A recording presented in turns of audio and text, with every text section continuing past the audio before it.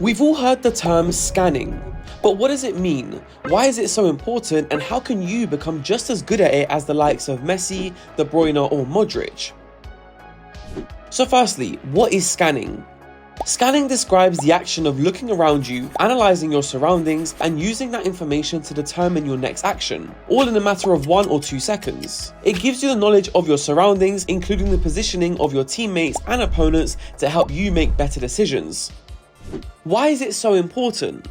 Good scanning can often be the difference between average and outstanding players. Being aware of your surroundings first of all can prevent you from making costly mistakes. Think for example of the countless situations in which goalkeepers or defenders didn't realise the positioning of their opposition striker, who then steals the ball from them and scores. But it does so much more than just prevent mistakes. It enables players to really read the game and recognise the options they have around them. Regardless of which decision a professional player takes, whether they go for a deep pass, switch of play, go into a dribble, or simply pass back to their teammate, it's always based on having scanned the match situation to see what might be the best next move.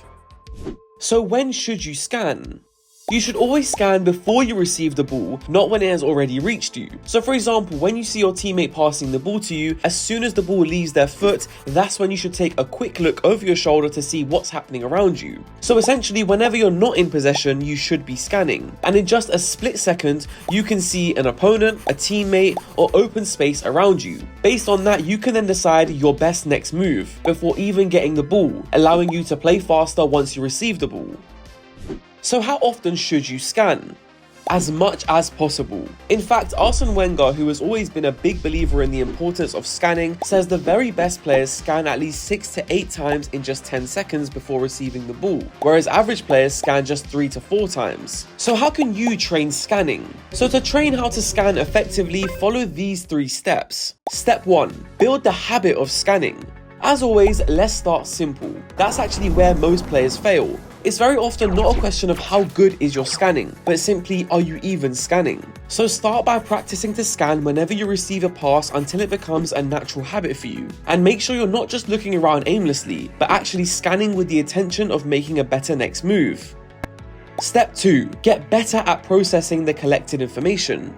Once scanning becomes a natural habit, it's time to get better at processing the collected information. How quickly and how well do you really understand what's happening by looking around you? Improving this comes through repetition and experience. At first, you might just see a blurred mix of different coloured kits, but the more you do it, the better you can identify what's going on around you. To speed up that learning process, you can also try different variations of this following exercise with a partner, where before you receive the ball, you scan to see your friend holding up either their right or left hand, and you must call out which hand they just had up. Another variation could be to hold up different coloured cones, so the player scanning has to call out left or right as well as the colour of the cone. Step 3. Learn how to use the information. So let's say you're now constantly scanning and through that are aware of everything happening around you. Now it's time to make smart decisions based on that information. Should you control the ball? Should you dribble, take a shot at goal, pass, etc.? In order to choose the best options, you need to develop your game intelligence. But this again is not something you are born with, but something you should develop.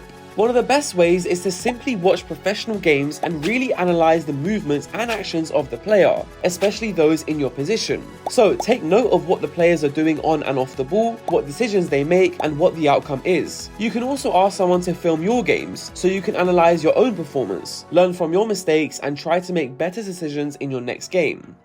But if you want to take it a step further and learn from tactical experts, then who better to teach you than the analysts who work daily with Premier League players? Which is why we've gathered Premier League analysts to put together a selection of position-specific tactical courses to break down the small details of the best players in your position and teach you how you can apply them to your game. So if you want to become the next Van Dijk, take on the modern centre-back tactical course. But if you want to become the top goal scorer in your league, start with the modern role of a complete striker tactical course. Or if you want to get cooking on the wing like Saka, the Art of Wing Play tactical course is for you. And if you play in any other positions, don't worry, we've got you covered too. So download the Train Effective app now to take your game IQ to the next level.